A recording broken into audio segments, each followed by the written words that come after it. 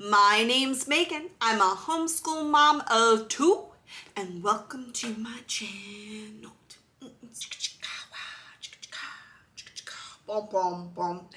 Okay, yikes. In today's video, I want to talk about homeschooling when it is hard. Now, I'm not talking about having grit or perseverance through a difficult curriculum or helping your child go through some mental struggles that happens when we make academic growth. I'm talking about what it is like to homeschool in a tough period of your life, whether that's you as the educator feeling some kind of personal pressure or anxiety, or if your family is experiencing a particular grief or loss or trauma, or I don't know, maybe you're like a global citizen who's possibly like gone through some things in the last 18 months. Ooh. But that's what we're going to talk about, what it is like to homeschool when it is hard. A few videos back, we had a conversation about toxic positivity in our homeschooling spaces.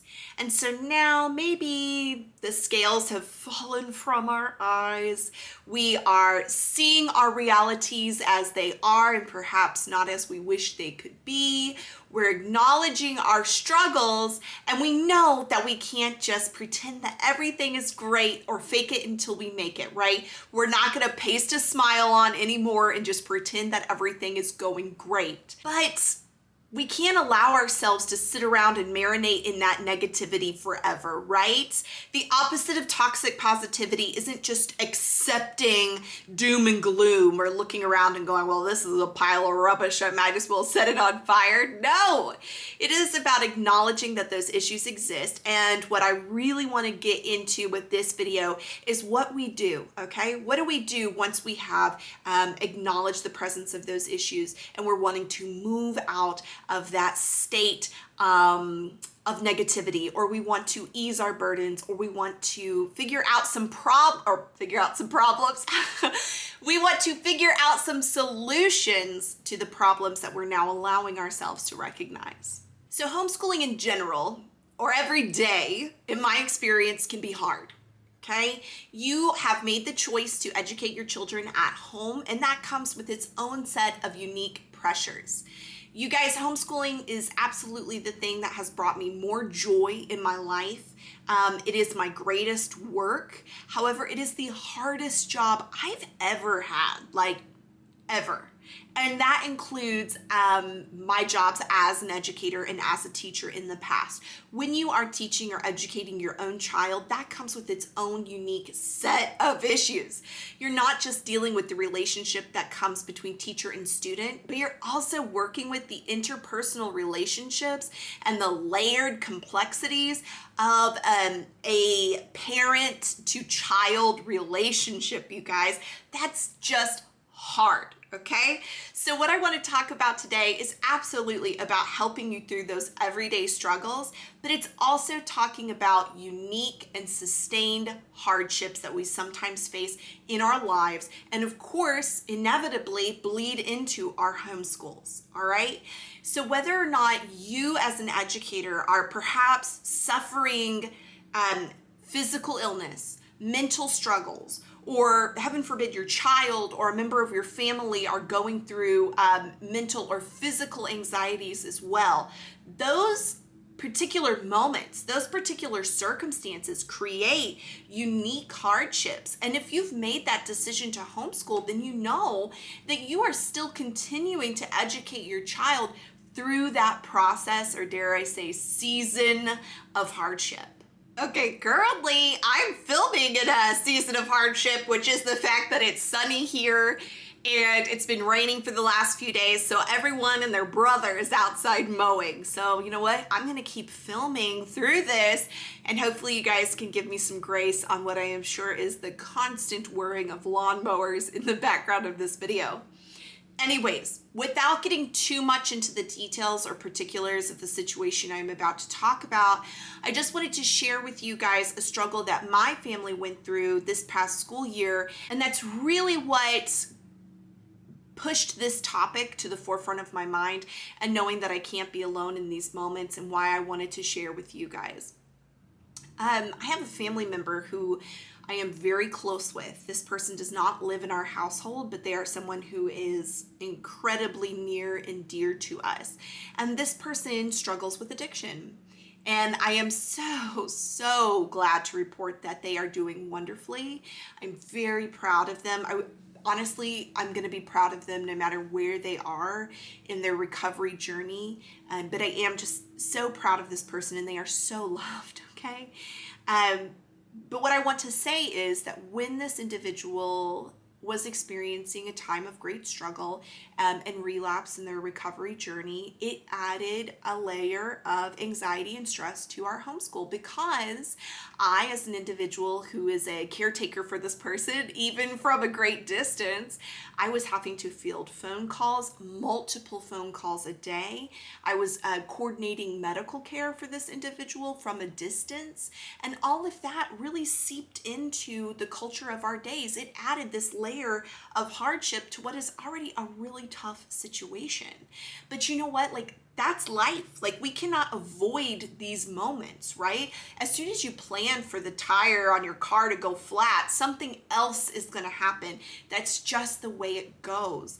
And instead of adopting like this toxic positivity that we had talked about before, I think it's important that we learn to be agile, to have processes and systems in place for us to just fall back on when those moments of hardship occur, so that we know we're going to be okay, and so that we have like some kind of roadmap out of that struggle. Another thing, the purpose of this video is not to compare struggles. It is not to make ourselves feel shame because, oh, woe is me, I'm feeling bad when this person next door has it so much worse.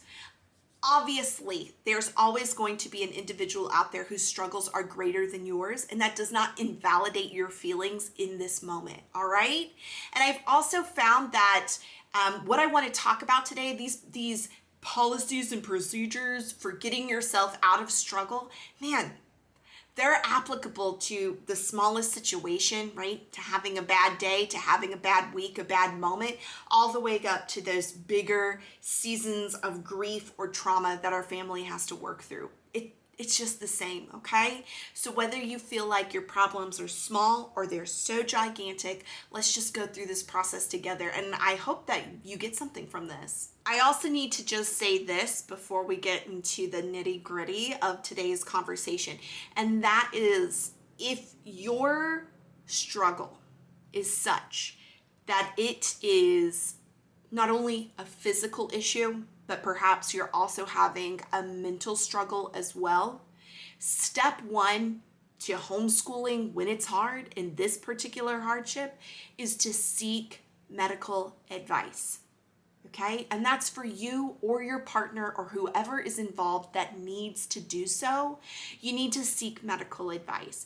And that is to say that if you feel you need counseling, if you feel that you need therapy, be still my heart to what therapy has done for my life, all right? If you need that, and if you need medication, you need to, by all means, make sure that you are seeking that assistance and receiving that medication. You guys, I'll put my dirty laundry out to air. I have for sure been on anti-anxiety medication in the past, okay? It's also not something that you have to do forever. But it is definitely something that gives you perspective back to your problems and to your life. If you guys know what I mean, I definitely have seasons where I can fall into a pit, okay? Not a literal pit, but kind of like a metaphorical pit in this instance. And when I am in those moments where I am in the pit or I am in the valley, it seems so dark and seems so bleak. And when you seek that medical advice, that therapy, that counseling, that medication, what it is going to do, it is going to allow you to have perspective on your situation. It is going to allow you to see your problems with clarity, to move forward to solutions. So the remainder of this conversation is really going to hinge on the fact that I am going to assume that you or your partner or whoever is needing it has sought the medical assistance that they may require to help transition your family out of this time of hardship, okay? I'm going to assume that you did what you're supposed to do. You know I did what I'm supposed to do. So let's talk about some strategies for homeschooling when it's hard. All right, my first strategy for homeschooling when it's hard, and this one goes to even when you're just having crummy days or crummy hours, and that is you stop. Okay? You stop. You stop what you're doing. Do not continue to force work for work's sake. Do not continue to belittle perhaps your child and yourself into continuing on with this cycle. If you are angry or frustrated, or your child is meeting you with great resistance, or you are reacting to their resistance in an unhealthy or disproportionate manner, stop. Okay? And resuming that work or going back into that homeschooling is really going to depend on your particular situation. If you're just having a crummy moment, send your kiddo for a walk. Tell them to go outside and collect 5 mushrooms or 5 leaves or whatever it is that you have available in your natural surroundings, right? Give them some space. Put some physical space between you and your student, because remember, they're also your child, all right? And take that breather. Now, if that's not even just for an immediate, but we're talking about a more long-term situation, that can be 24, 48, 72 hours, whatever it is, stop. Okay, that's going to be number 1. And when I find that in my homeschool we're really hitting the bricks or things are really getting difficult and we need to stop and breathe, we bake. All right, and that's just me. That's not me saying everybody has to go out there and be all Martha Stewart-esque, and I can tell you that's not what we're doing either. But we have a chocolate chip cookie recipe that is our fallback, and I can tell you it makes everybody feel better. Even the making of the cookies makes everyone feel better. So my number 1 piece of advice when you are homeschooling through hardship is to stop.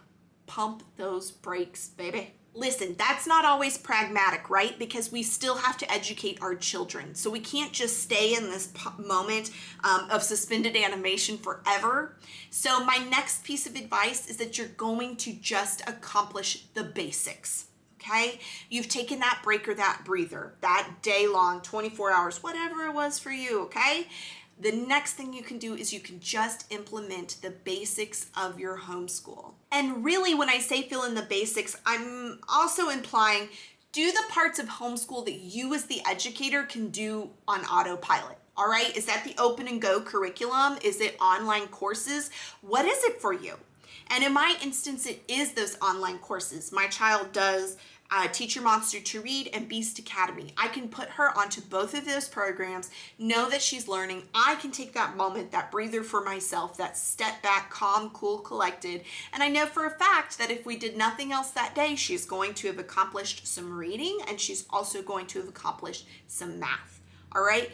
Get those basics in there. The other basic that I can pretty much accomplish, hello, hand to goodness, I can pretty much accomplish regardless of how I'm feeling mentally or the struggles we're going through, is we can get read alouds done. Okay? Pick up the picture books, pick up the chapter books, get snuggly and cuddly and just start reading. Nobody's going to question your integrity as a homeschooling parent when you've cracked those books and read several chapters or whatever. And it is just something that you can do when times are tough. So as this ball starts rolling again, we're homeschooling through that hardship. We've taken a break. We've implemented the basics. And my next piece of advice is going to be that you follow the joy or the fun in your homeschool and you just put that in double and triple amounts. And this past week was a really difficult homeschooling week for me. I don't know what the deal was. I don't know if there was any particular inciting factor, but I was just having a crummy time. It was me. My attitude and mood was rough stuff. So one of the things that I made sure that we did every day is we got outside. And that's our happy place. That does not have to be your happy place or what brings joy to your homeschool. But find what does and just double down on that, all right? We were in the forest looking for mushrooms. We went to the forest with friends. We went to the playground. Anything that we could do to get outside, we did. And that is something that I do all the time if things are getting difficult. I really try to refocus those moments onto what we find to be fun or joyful in our homeschool. And then you have to remember that when your children are reflecting back on their time with you, They're not remembering that you were in a crummy mood or that things went south or that whatever. They're remembering that it was the best day, week ever because they got to go outside as much as they wanted to. They got to get into the forest, get their little hands dirty, whatever it was that brings your family joy. That's what they're going to remember in this time period. And y'all, if that is video games for your family, like, here's your permission slip if you needed one. Sit down and get on that Zelda, baby, because I know that's what does it for us. Breath of the Wild on Switch, things going south, we can all hop on. Just me? No. Brings joy and fun to our family, and that is just something that we can plug into when we need to. All right, the next piece of advice that I want to give you guys for homeschooling through hardship is probably not new to a lot of you, but was new to me. So I'm going to share it with you just in case somebody out there hasn't heard of this. And that is the concept of backwards planning.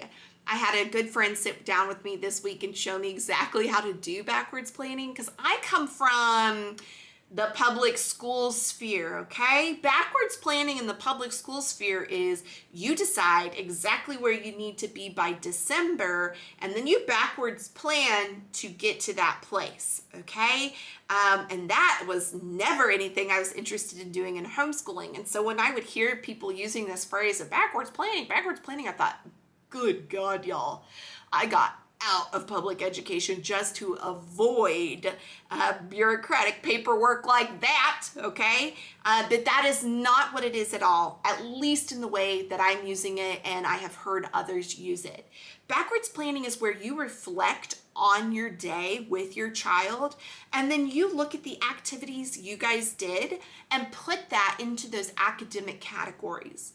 I do suggest this is something you should do when you are homeschooling through a period of hardship, because something that's going to compound the situation is the guilt that you as the educator are inevitably going to put on yourself, and also that parental guilt as well. Like, hello, that's for me pretty much always present. All right, anybody?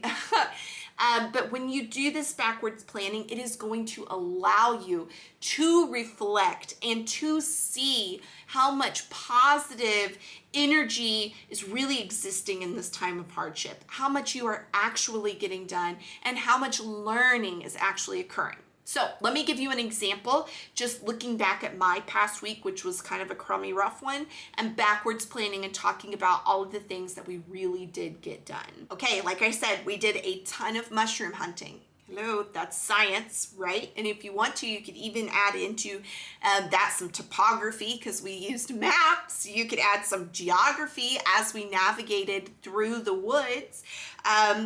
We went on a play date this week that started off with some fighting, right, between the kiddos. And that to me is like, hey, social problem solving. Is that a category in planners? I don't know. Maybe it should be. The fight that the kids had and they resolved it and played, hey, that is social problem solving. We baked cookies, lots of cookies. Remember, that's what I do when things get stressful. That's math right there, okay? Science, if you want to talk about the changes of matter as it goes from a dough, liquid, if you will, into a solid, the baked cookie. We listened to so many I Survived books this week. They are on the Pinna podcast service that I use. I'll link that below. Hello, that's history right there. If you have not checked out the I Survived books, so cool. We loved the I Survived the Shark Attacks of 1916. Super cool historical fiction. We went through that one. We went through Pompeii. And there was one other that we read this week. I can't remember off the top of my head. But the point being, we got all of that history in. And to me, we were just surviving, right? But in reality, we then looked up further information about the shark attacks. We looked at sharks and also building animal stables out of magnet tiles for their little toy horses. Hello, that's geometry, that's engineering, right? All of those things. If you're going to do that backwards planning, I promise you, it is going to relieve you of a little bit of that anxiety or guilt that you might have as you are having to homeschool through a time of hardship. And make sure that you are giving yourself some grace through this entire period, okay, you guys?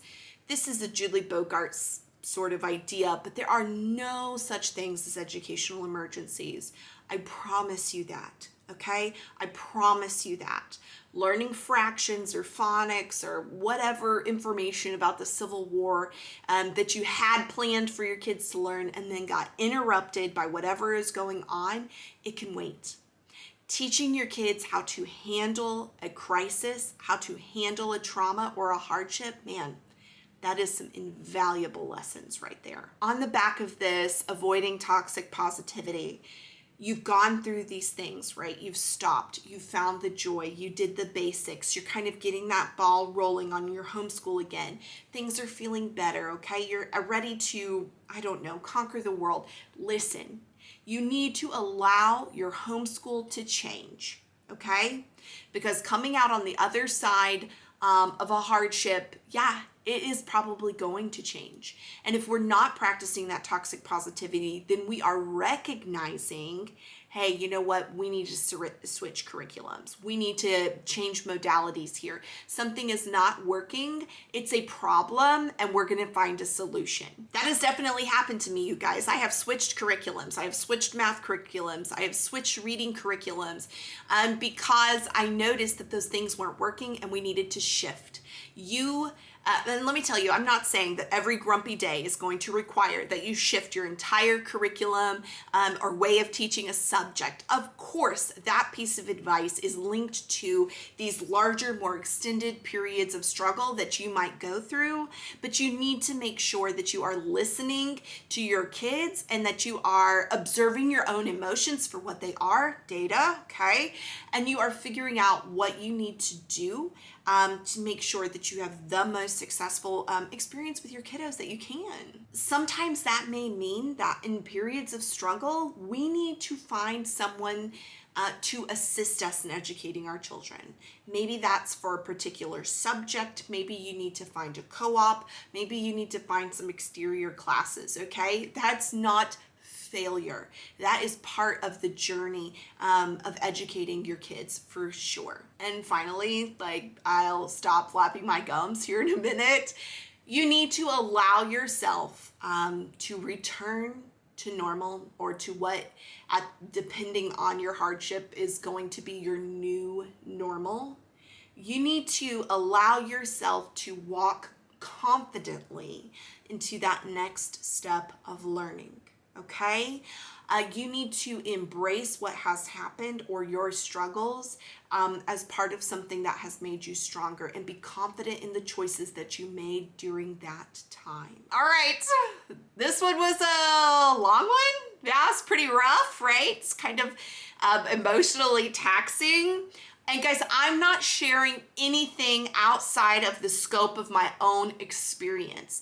I would not make this video if I had not myself experienced struggle. If I had to impart onto you a real piece of advice or a reminder, it is that feelings are not permanent, okay? Our struggles are not permanent. Rough days, rough weeks, seasons, they aren't permanent, and they will change.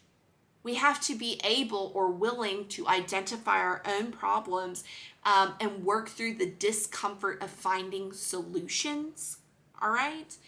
But the new normal on the other side is so worth it, you guys. This homeschool is such a journey and an evolution of what we find to be right for ourselves and for our kiddos, and that is going to constantly change. And that is okay. And to me, that is such a lesson that I have learned through doing everything wrong first, okay? Through struggling through everything. That is a hard won lesson for me. And I'm just gonna leave you with saying that last week it was such a struggle. And by the time we got to Friday, when my husband got home, I was just telling him that was horrible. I had an awful day, yada, yada. And he was really concerned and I said, but it is okay because I know that I'm not gonna feel this way tomorrow. And it was true. I woke up the next morning and those just weren't the feelings that I had anymore. So I hope that this helps you guys. We are in this together, okay? As a community, we are going to homeschool even when it is hard. So until next time, bye.